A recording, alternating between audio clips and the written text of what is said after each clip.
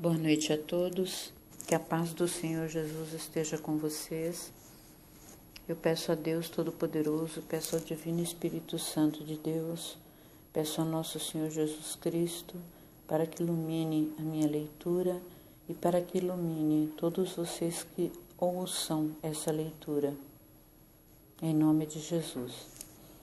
Eu vou ler hoje, dar continuidade a 1 Coríntios, capítulo 14, versículo 26 ao 40.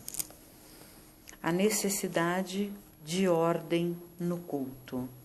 Que fareis, pois, irmãos, quando vos ajuntais, cada um de vós tem salmo, tem doutrina, tem revelação, tem língua, tem interpretação, faça-se tudo para edificação.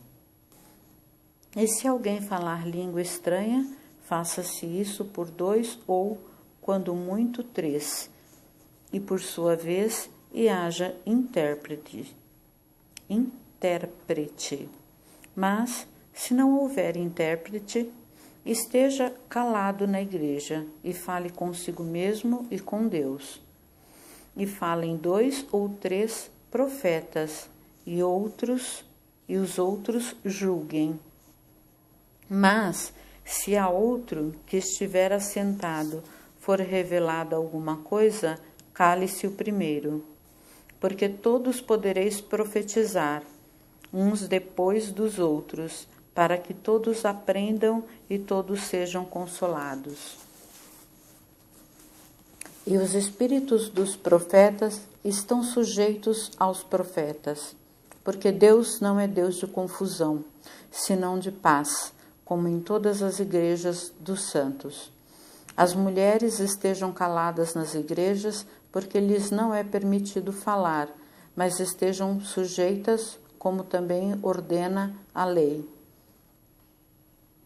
E, se querem aprender alguma coisa, interroguem em casa a seus próprios maridos, porque é indecente que as mulheres falem na igreja. Porventura, saiu dentre vós a palavra de Deus, ou veio ela somente para vós? Se alguém cuida ser profeta ou espiritual, reconheça que as coisas que vos escrevo são mandamentos do Senhor. Mas se alguém ignora isso, que ignore. Portanto, irmãos, procurai com zelo profetizar e não proibais falar línguas, mas faça de tudo decentemente e com ordem. Então, aqui estamos sendo orientados para que o culto tenha uma ordem. Quando um fala, o outro ouve. Não ter muitos profetas trabalhando dentro do mesmo culto, até por uma questão de hierarquia, de respeito, de ordem mesmo, né? E fala também da mulher, né? Para que não falemos dentro da igreja, claro. No capítulo anterior falou da importância também da mulher poder desenvolver trabalhos na igreja, mas tudo ao seu tempo, sempre com ordem e com muito respeito.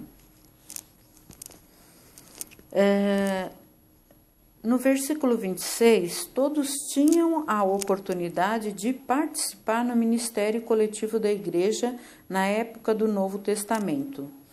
Durante o culto, vários membros apresentavam salmos, ensinamentos, línguas, revelações e interpretações. Paulo encorajou essa prática, mas salientou que todos os aspectos do culto coletivo deveriam edificar a igreja. A palavra edificação, que é construção de casas, foi usada figurativamente como crescimento, aperfeiçoamento ou amadurecimento. A preocupação de Paulo era que os dons espirituais não fossem exercitados segundo o interesse pelo desenvolvimento ou exibição própria, mas de acordo com a lei do amor, que servia e edificava aos outros. Então, essa que é a ordem, como está bem explicado. Antes, ficavam lá no templo e cada um ia se colocando. Então, imagina, deveria virar uma coisa assim, uma bagunça, né? Um fala em línguas, outro profetiza, outro fala salmos, enfim, seria bem complicado. Então, ele fala pela questão da ordem, da organização, né? Do versículo 34 ao 35, Paulo reconheceu que as mulheres estavam orando e profetizando nos cultos públicos e não as condenou por isso. Porém, aqui ele ordenou que as mulheres estivessem caladas nas igrejas. Um meio de se resolver aquilo que alguns consideram como discrepância é considerar o tipo específico de discurso que Paulo desautorizava. Nessa passagem, ele estava provavelmente discutindo o dom da profecia e, mais especificamente, sua avaliação ou julgamento. Paulo permitia que as mulheres participassem do culto e, de fato, esperava que elas o fizessem. Mas aqui talvez ele as estivesse proibindo de emitir críticas orais às profecias feitas, porque se preocupava em que o princípio da liderança fosse evidenciado nas reuniões públicas dos cristãos. Porque antigamente tinham muitos cristãos que iam para as ruas, para as praças. Eu, quando era jovem, vi muito... aqui em São Paulo mesmo, em várias praças e ruas, cristãos pregando a palavra de Deus em alta voz e tal. Alguns paravam para ouvir, outros passavam direto, e Paulo viu naquela época mulheres também fazendo isso, e é isso que ele não achou legal. E o silêncio das mulheres durante a avaliação das profecias era um dos meios pelos quais isso seria realizado. Outro meio de se entender essa ordem de silêncio às mulheres é em relação à ordem de Paulo aos cristãos, para que fizessem tudo decentemente e com ordem. Deus não é Deus de confusão, e as mulheres poderiam estar apresentando algum tipo de conduta irregular, às vezes conversando muito durante os cultos, né? Eu sou mulher, eu falo muito, além de ser mulher, sou professora, então falo. E nós sabemos que as mulheres falam mais, né? De repente alguém estava falando e estava deixando de prestar atenção ao culto. Outros sugerem, uma vez, que o principal assunto discutido no capítulo 14 são as línguas, que a proibição às mulheres seria para refrear falas extasiadas. Sem dúvida, isso não significa que as mulheres são, de modo geral, proibidas de falar nas reuniões, tá? Espero que vocês tenham entendido. Não é que as mulheres estão proibidas de falar nos cultos, nas reuniões ou em muitos trabalhos que são desenvolvidos, na maioria das vezes, dentro da igreja ou fora dela mesmo, por mulheres. Eu, por exemplo, estou aqui gravando um capítulo da Bíblia para que as pessoas possam ouvir. É uma maneira de evangelização, né? Então, e eu sou mulher. Isso não me impede de fazer isso. Imagina, jamais. Agora, precisamos ter cautela. E eu vou mais longe que Paulo, viu? Eu acho que não é só a mulher que deve ter cautela, são homens e mulheres. Por quê? Às vezes você está num culto dentro de uma igreja, o pastor está falando, está explicando alguma coisa, e tem pessoas que estão falando coisas alheias, completamente alheias, ou mesmo que seja do culto, querem explicar o que o pastor está explicando para o outro, sendo que não é o momento, né?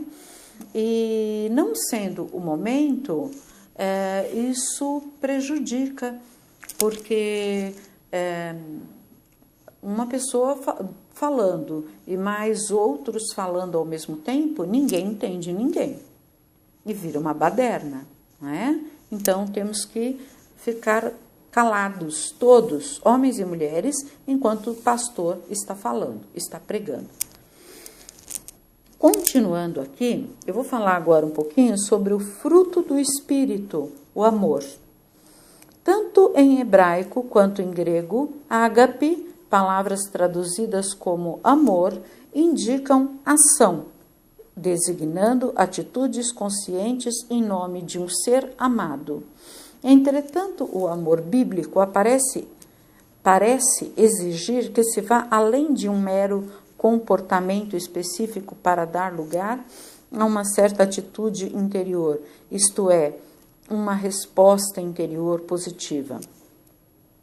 Enquanto várias palavras gregas descrevem formas específicas de amor, a palavra ágape quase sempre expressa o amor de Cristo, tá? Então, na maioria das vezes, a palavra grega ágape descreve o amor, expressa o amor de Cristo, o amor altruísta. O interesse generoso, leal e benevolente pelo bem-estar de alguém é chamado por Paulo de o maior entre todos os dons. Então, Jesus, ele tinha o maior amor do mundo por todos nós. Por isso que o amor dele era um amor ágape. O amor cristão é um fruto do Espírito Santo. Muito lindo isso. O amor cristão é fruto do Espírito Santo. Uma virtude da vida cristã. E é isso, né? Deus é amor. O Espírito Santo é amor. Quando você sente a presença do Espírito Santo, você se sente leve, você se sente bem, feliz, amado. É tão importante isso. Os atributos do amor refletem tanto sentimentos quanto atitudes amorosas. O amor verdadeiro é caracterizado como paciente e tardio em irar-se, benigno e manso com todos, altruísta e generoso, verdadeiro e justo, esperançoso e motivador, duradouro, jamais acaba. O amor bíblico não é invejoso, não é orgulhoso, egocêntrico, rude ou insolente. Nossa, isso aqui é assim maravilhoso. Sem amor, os dons do Espírito são considerados sem valor e o fruto do Espírito incompleto. O amor cristão, ele é eterno, eterno. Por isso que Jesus nos ama até hoje. Enquanto todo o resto falha, o amor nunca falha. Ele é um interesse permanente e incondicional pelos outros que resulta do poder inerente ao Espírito Santo e não do esforço ou desejo humano. Belíssima essa explicação do amor, da importância do amor, que tanto foi falado aqui no capítulo 14, e o amor cristão, né? Que o amor cristão, ele é um amor que ele provém do Espírito Santo. Isso é muito bom, é maravilhoso. Então, quando fizermos algo a alguém, façamos com amor, com carinho, com muito respeito, principalmente quando você trabalha em obras cristãs. Eu já trabalhei em obras cristãs e temos que fazer com muito amor. Quando eu não conseguia mais tempo suficiente para poder fazer a obra com amor, eu pedia para me retirar. Então, tem que ser assim. Ou você faz com amor, ou é melhor você ficar de longe, né? Não vai, não se mete a fazer nada, porque senão vai dar tudo... Pode até não dar errado, mas não vai ter o mesmo valor que deveria para Deus, tá? É como uma passagem que tem na Bíblia, não me lembro onde agora, que Jesus repreende pessoas que, alguém que tinha muitas posses ia dar a oferta lá no templo, ia balançando a nota na mão. Aí aquele que ia com poucas condições, ia com o dinheirinho escondido, para ninguém ver que ele tinha pouco, né? Então, é mais ou menos isso. É saber, é fazer as coisas não para se amostrar para os outros, é fazer as coisas como se você estivesse fazendo para Deus. É como se Deus, o Divino Espírito Santo de Deus, nosso Senhor Jesus Cristo, estivesse ali diretamente olhando a tua obra, o teu trabalho. Esse é o verdadeiro trabalho. E muitas vezes, gente, não é só dentro da igreja que a gente trabalha para Deus, não. A gente trabalha para Deus dentro da nossa família, dentro da nossa casa, dentro da nossa comunidade e dentro do nosso trabalho mesmo. Estou falando do nosso trabalho que nos dá o nosso salário ao final do mês, tá? Então, muitas vezes a gente tem que pensar em não... Nós precisamos do salário para sobreviver, mas não ir só para o trabalho, para fazer o trabalho que a gente tem que fazer, porque a gente tem um dinheiro para receber no final do mês.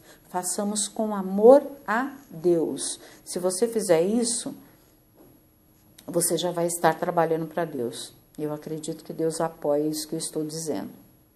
Fiquem com Deus, com a paz do Senhor Jesus.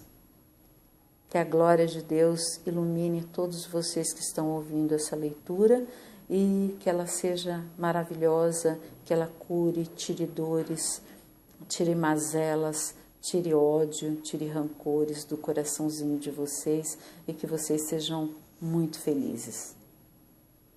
Amém?